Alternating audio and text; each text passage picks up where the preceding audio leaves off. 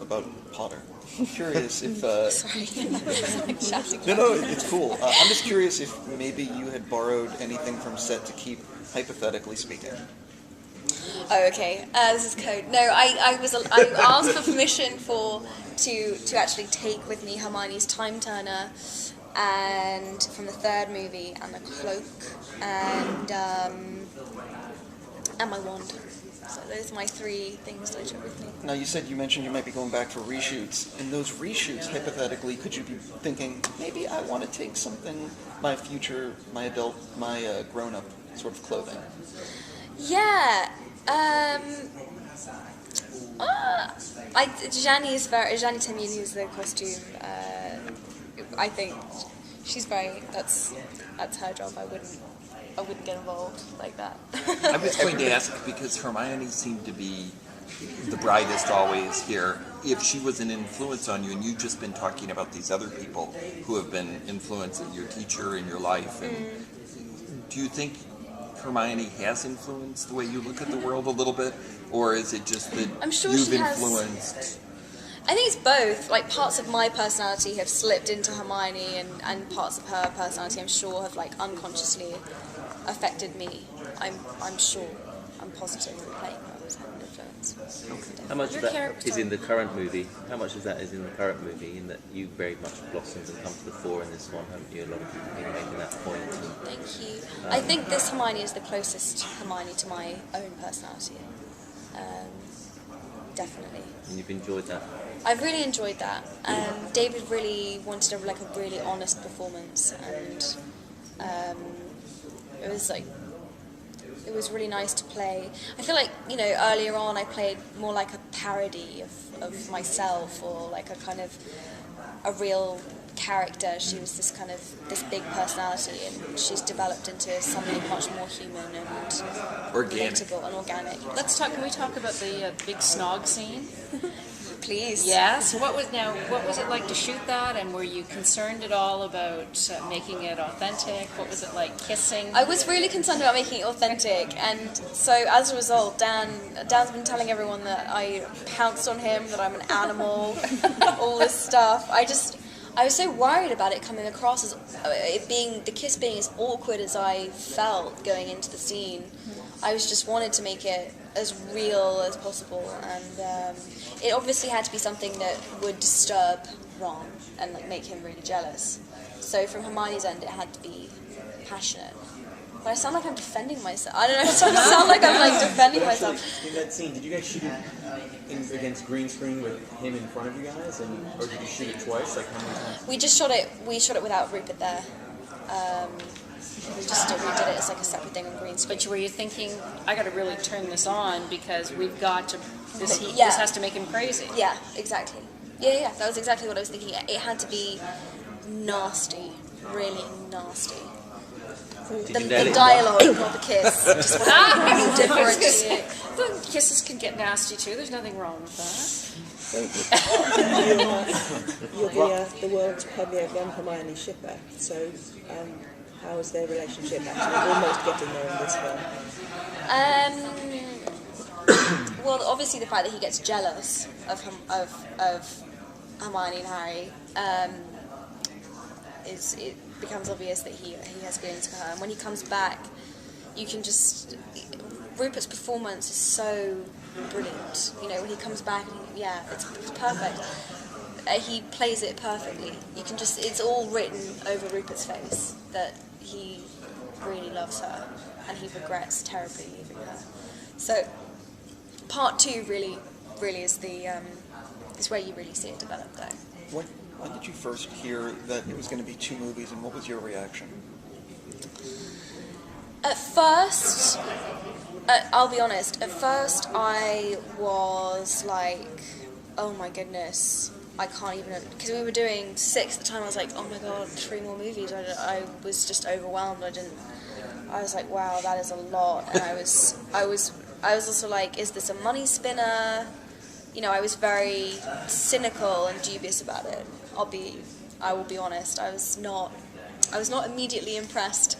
But then I thought about it, and I talked it over with David, the producers, and he just said, look, there's no way we can fit everything into one movie. It will be too much.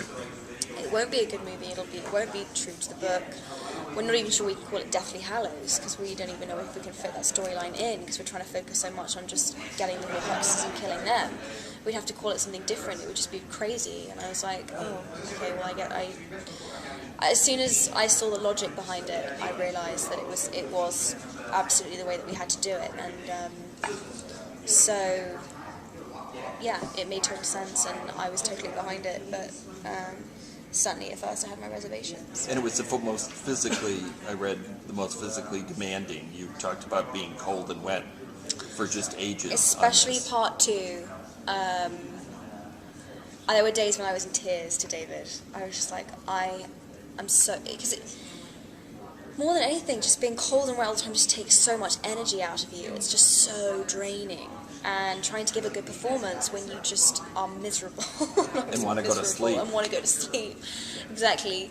I was begging with him some days, and he just said, it just looks so much better that you guys look so much more vulnerable, and that it's so much realer that you guys just kind of, you are heroes, but at the same time you kind of just look like these, I think, and he's right, it looks great on screen. We look like these bedraggled, kind of unlikely heroes. So it works, but God, there were days when I was just wanted to kill him. So do you laugh when people tell you what a glamorous life you've had?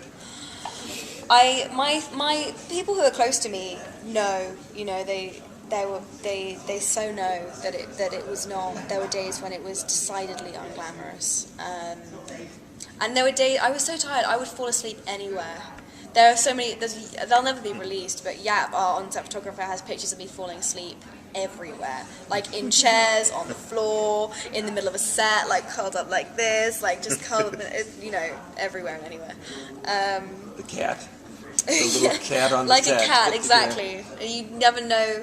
There were times when crew members were didn't know where to find me, but they knew I'd be curled up in a corner somewhere. In contrast, what would you say is the most glamorous moment that you've experienced over the course of the last 10 years?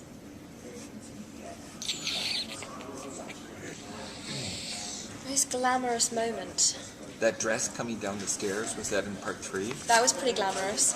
Oh, not It's necessarily on quite set though, okay, but generally. just generally.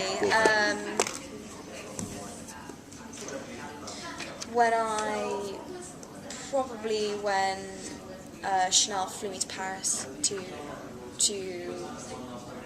choose to try on premiere outfits. It was ridiculous. And I went around Coco Chanel's apartment, and it was just, that was like I found that really overwhelming. Does this film represent your swan song for acting? Is this it for you? Do you plan to do more? Where do you want to take your career after? Where do I want to take my career after this? I guess I want to diversify a bit, and I don't want to throw myself into another big blockbuster or another big franchise anytime soon.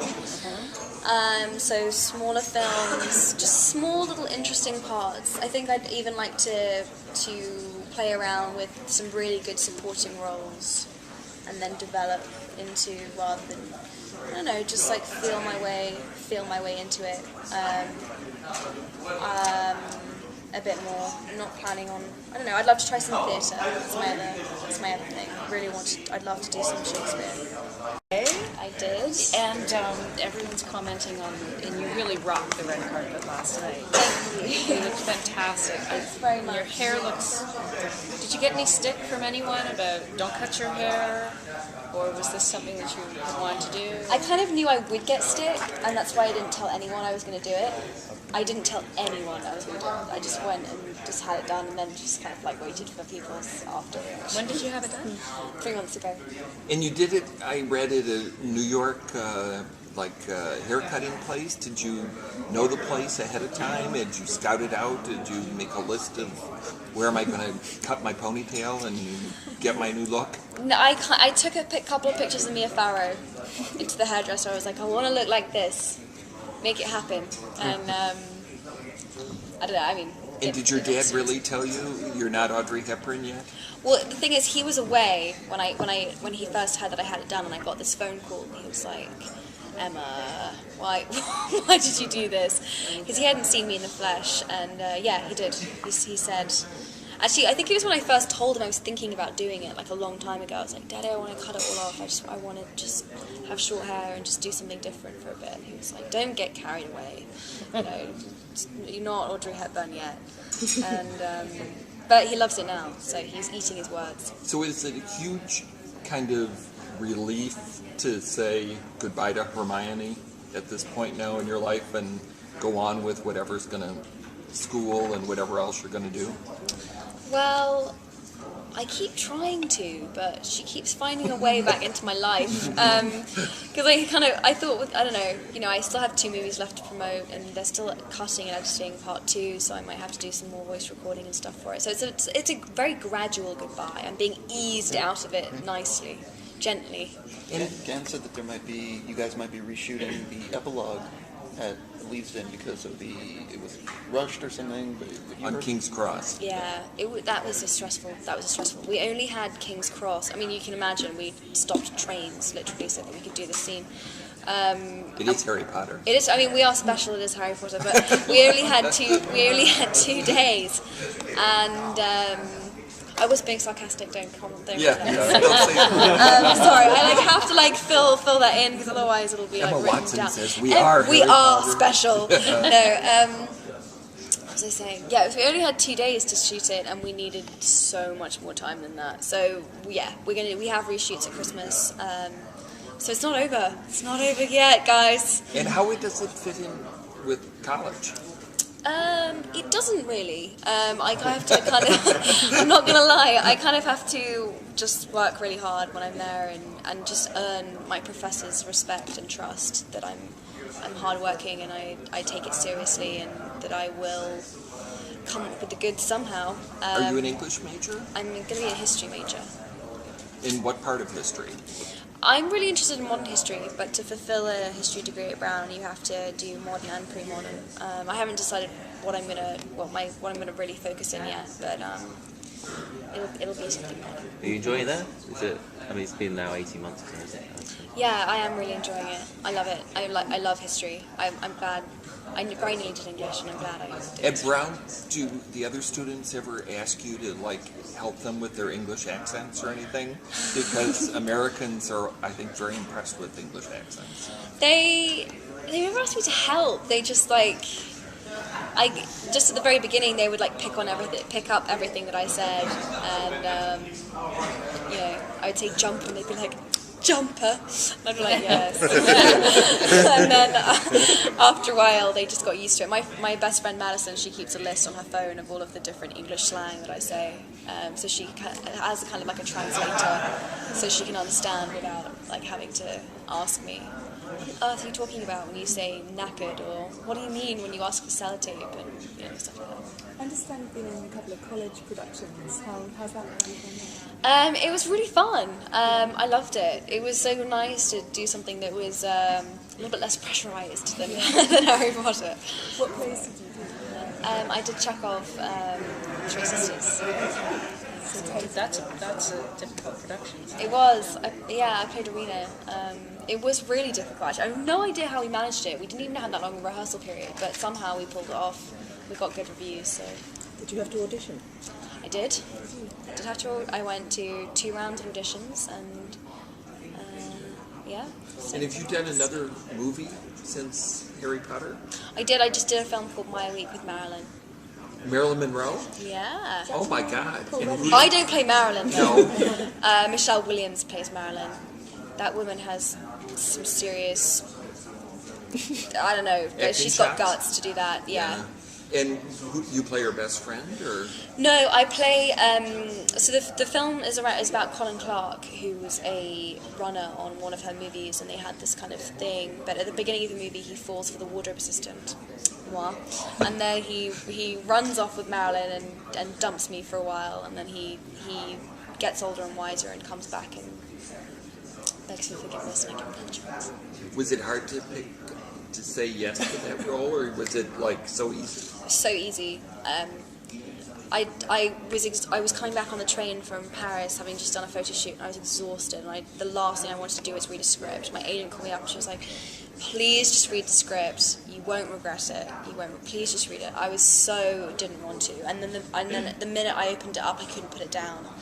And the part was small but really interesting, and had like a really good character arc, and was like really well formed, even though it had a few scenes.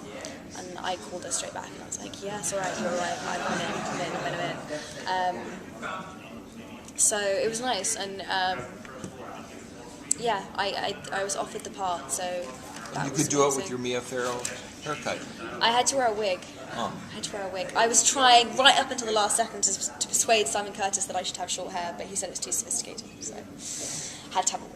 What about what's going on with your fashion interests? It's something that's been a big part of your life off screen. What are you doing with regards to fashion right now? I just did a clothing line with Alberta Ferretti, which is really exciting. We are doing an organic clothing range. And what's it called? I'm not sure I can reveal the name yet. I need to double check. We won't that. tell anyone. Just tell us. I'm not sure about that. There will be more information about it soon. But, Okay. Did you help design it? yeah, I did. It was really hard for us to whenever I was in London, she was in Milan, and we were crossing paths in New York and all over. But we email like every week at the moment, and I'm really proud of what we put together. And it's just, I'm so excited that someone who is established and as big a designer as Alberta is like really interested in, because she wrote to me and she said, "I saw what you did with People Tree, and I think it's such a great idea, and would you do something with me?" And I was like, "Yeah." So when do you think we'll definitely. see when will the line come out? That'll be, I think, just after Christmas. And did you turn to your own wardrobe?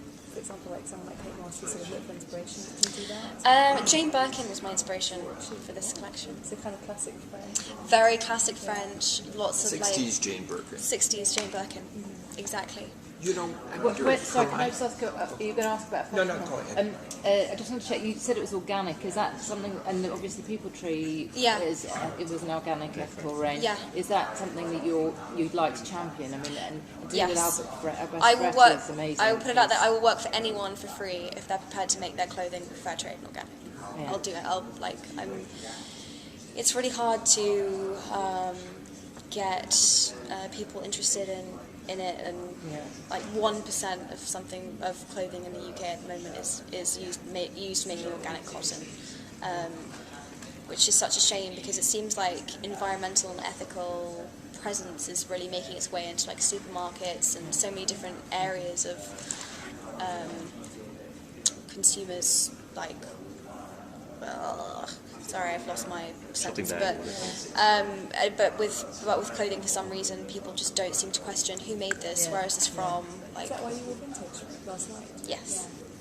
What was it that turned you on